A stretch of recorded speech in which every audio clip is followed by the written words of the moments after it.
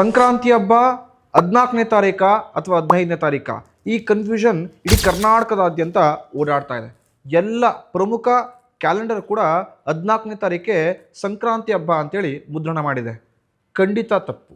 ಈ ವರ್ಷ ಸಂಕ್ರಾಂತಿ ಹಬ್ಬ ಇರತಕ್ಕಂಥದ್ದು 15ನೇ ತಾರೀಕು ಗುರುವಾರ. 14 ನಮಗೆ ಧನುರ್ಮಾಸ ಮುಕ್ತಾಯವಾಗುತ್ತೆ. ಆ ದಿನ ರಾತ್ರಿ ನಮಗೆ ಸಂಕ್ರಮಣ ಪ್ರಾರಂಭವಾಗುತ್ತೆ. 15ನೇ ತಾರೀಕು ಮಧ್ಯಾಹ್ನ 12:58ಗೆ ಸಂಕ್ರಮಣ ಮುಕ್ತಾಯವಾಗುತ್ತೆ.